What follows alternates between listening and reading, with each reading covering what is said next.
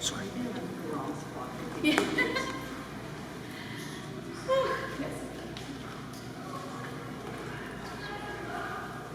Hey everyone, I'm Barnali. First I want to thank Pallavi, Vibhuti, other folks at NRI for creating this space and for inviting me to be part of it. I never come to San Ramon, but my husband and parents are from here, my Mashi and Kapu are here. I'm really excited. It's an extension of home, but and y'all, thank you. I've seen a few familiar faces. And hi Diana, everybody's saying hi to them. So these pieces are from a series called Unfaithful Creations. They were conceived and photographed over the course of the pandemic. And what you're looking at here are my interpretations of California native flowers that I interpret using South Asian fabrics and Odissi dance, which is Indian dance. And for me, the way it started was at the beginning of the pandemic. How many people here picked up a new hobby? What was it? Well, it's not a hobby, but I started lifting weights. Oh, that's inspiring. Who else? Who else want to share? Gardening. Wonderful. Was it flowers, vegetables, everything? Yeah. So something that was really beautiful about the pandemic was it gave us this spaciousness. As much as it was depressing and isolating, it also gave us space to have our minds be in a different place. And so one of the things I started doing was I did a social media challenge called Getty Museum Challenge. They were asking folks to recreate artworks with things you had at home, and that really appealed to me because I'm not a person who likes stuff. So I did about 50 pieces where I was recreating artworks, but they were with a focus on South Asian and Asian American artists. So folks like Jamni Roy, folks like Amrita Shergill, but I also did, like matchbox covers and truck art. And that was really helping me because I would just zone out when I was creating these pieces. But then about a year in, at the same time, I think walking was another thing that was, part of a lot of people's pandemic experience. So that's always been part of how I navigate the world. And so I've been in Berkeley taking pictures of flowers on the streets of Berkeley for about a decade. And so with keeping that in mind and keeping in mind that I was doing these art recreations, my head was in that space where I was always looking at forms and colors and what was matching and always thinking about what I would do next. So there was that one day when wisteria in Berkeley was blooming and I came home and I was like, oh wait, I have this sari that looks like a wisteria, and I did like a recreation of a wisteria. But very quickly I moved on. Can anybody identify any of these flowers? Do you recognize any of them? This is a California poppy. California poppy. How many folks recognize the California poppy, right? So that is the most recognizable California native flower. It's our state flower. California is it's a big state. It's also a state with lots of different kinds of ecosystems. So California has the largest number of native flowers, 6,500 native flowers, a third of which you find only in California, right? And I think, you've heard some of the other folks speak, and I was just sort of reflecting on some of the things that people said. This idea of belonging, right? So for folks here, when you think of home, and when you think of, when I see this, I feel like this is home, what do you think of? Is it a smell? Is it a taste? Is it a flower? Is it a food? Is it here or is it in the homeland? For some of us who are immigrants, right? Yeah. Here, okay, so for folks who said here, I want to know what it is.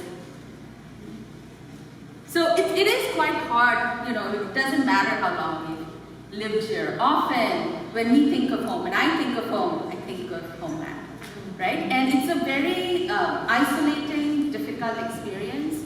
And there's also people reminding you that maybe you don't belong here, especially when you're Asian American.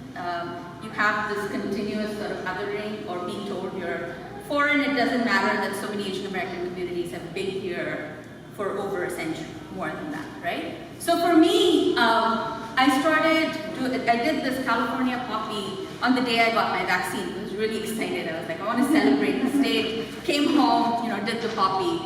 And I posted it on a California Native Plant Society Facebook group. It has about 60,000 people. People are really passionate. So I should tell you, my background is actually landscape architecture. When I moved here about over 20 years ago to study landscape architecture, I had a really hard time remembering the names of these plants. Firstly, they're Latin names, and I had no relationship with them, right? If you tell me to explain flowers from Bangalore, immediately, there's memories of them being used in rituals or what you played with in the playground. Like, it's so easy, but I didn't have those stories or those connections to the flowers here. And why is that important? Why is that important? Because we are continuously feeling othered. We don't know what our relationship is to this land and this country, either from the inside or from what people tell you. And we also don't know what our relationship is to indigenous plants, to indigenous people who've been here before us. So native plants are plants that were here prior to European contact, right? So they've been here for a long time. So this exploration of looking at native flowers and doing this interpretation then set me on this path to finally have those stories, to finally have an eye, and to finally be able to recognize them. So one of the most beautiful things about that is now if I go on a hike, I'm like, oh, isn't that a lupin? Isn't that?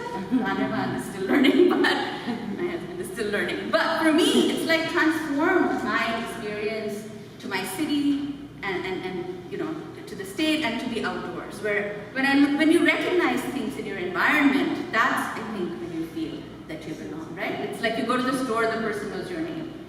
That's the kind of experience that some of us have back in the homeland.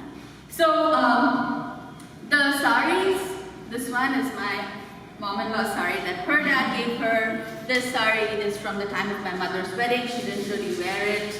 And these flower pictures are also something that I took, except for this one. So a lot of this, the reason it's a square format is because it was an Instagram project. It was never meant to actually be printed, right? So through Instagram, I connected with a biologist and a rare plant photographer at the California Native Plant Society. This is a picture she took. This is in Santa Cruz. It's a very simple orchid. It's just a glorious picture. So she gave me permission to use her pictures, and I've done a bunch more. So I've done over two dozen of these now, and it's an ongoing project.